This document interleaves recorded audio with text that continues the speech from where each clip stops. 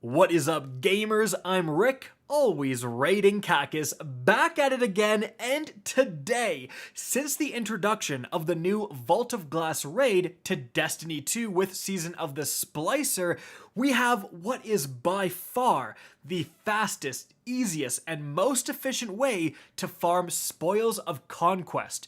Now, these are incredibly important when it comes to getting brand new raid loot. Both the Deepstone Crypt and the new Vault of Glass raid have systems that, as you can see right here, when you beat these raids, you can interact with a vendor and you can spend your spoils on raid gear. So after a fresh run, you usually have enough spoils to buy 1 or 2 extra loot pieces. So if you're going for that god roll Fatebringer, you can buy a couple more and have a chance at that god roll. But the method I'm going to show you guys today will let you get up to 120 spoils of Conquest in an hour. So less than the time it would take you to do an entire Vault of Glass raid, you're going to have enough for potentially 6 raid drops. 6 chances at the Fatebringer God Roll or the Praetorius God Roll or armor pieces or whatever you want. And we're doing that by melting the Templar boss as fast as possible. So if you want to know how to beat that guy fast, this is also a guide for that.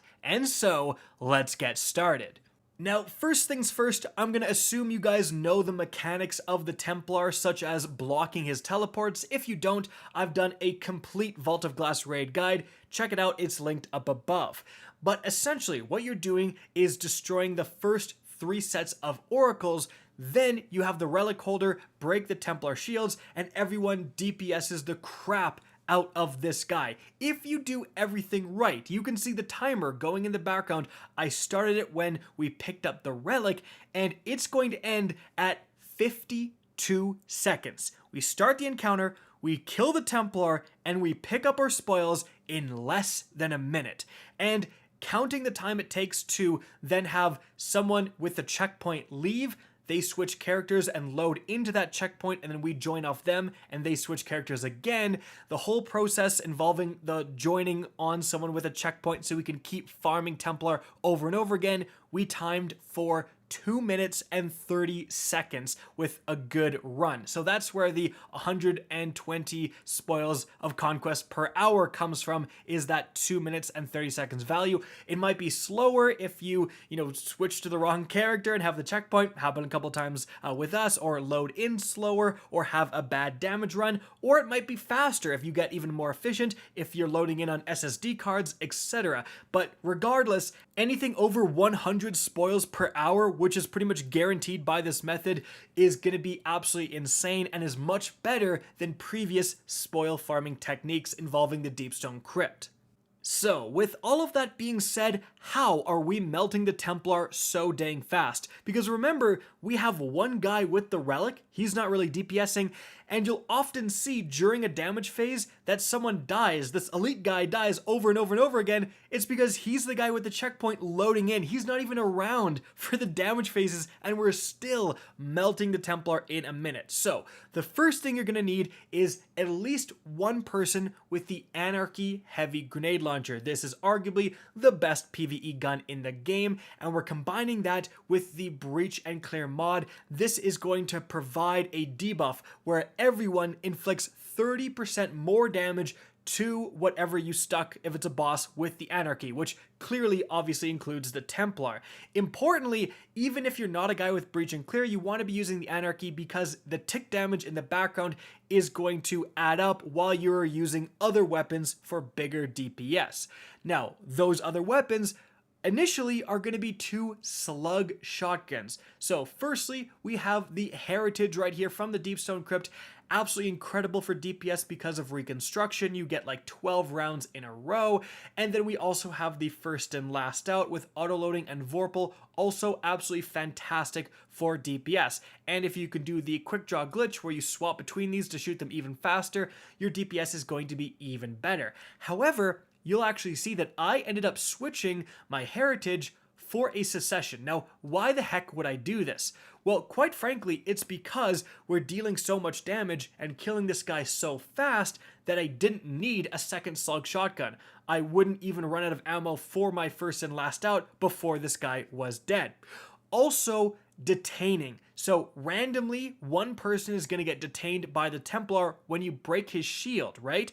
So if that guy, especially the relic guy, ends up getting detained kind of far away, if everyone has slug shotguns, you can kind of be screwed because you won't be able to shoot that guy, you know, floating up in the air with your slug shotguns. So one or two people having sniper rifles so they can just pop that detained shield from far away, it saved us quite a few times actually.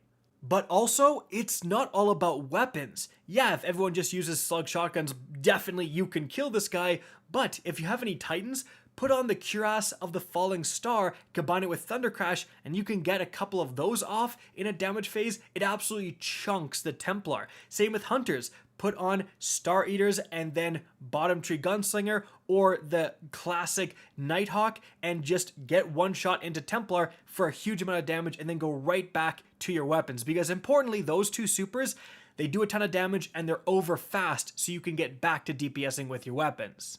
But remember, as all of this is happening, the guy with the relic, their sole job is to stop all of the Templar teleports to keep him in this initial middle area because you need to be on that ledge in order to reach the Templar to actually DPS him. Also, one person needs to be running Well of Radiance, otherwise the Templar will do enough damage to kill you. Now, although that is the strategy I would recommend to you guys, it's so consistent, it allows for some error, etc. If you really want to go hard, there is technically a faster possible way. What you do instead is, when you first load into this encounter, someone puts down a rally flag, everyone gets supers, and you need to have almost all warlocks or titans, and all of them are using either bubble or well. Then you put them all down at the middle, someone grabs the relic and runs back to that area where all your supers are, and then collects all the orbs. That lets the relic holder get their super really fast and instantly shoot it at the Templar, which lets you nuke the Templar before even having to do oracles.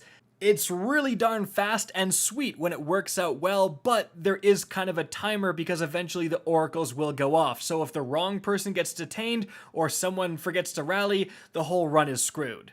And guys, that's really all there is to it. Again, once you kill the Templar, one person switches to a character that has the checkpoint for Templar, they load in, you join on them, and then they switch back to another character, they join back on you, you melt the boss, you get the loot, you keep doing that over and over and over, just melt the Templar a bunch of times, and hey, you'll be absolutely swimming in spoils of Conquest. Guys, that's it for the video. I hope you enjoyed and found this informative. If you did, please remember to help me out by simply rating and especially sharing this video. If you guys want to see more Destiny 2 content similar to this, don't be afraid to slap that subscribe button. If you want to get in touch with me and keep up to date with the latest channel activity, the best way is to follow me on Twitter at RickCacus. That's linked in the description down below. Again, I hope you enjoyed the video, and as always, have a good day.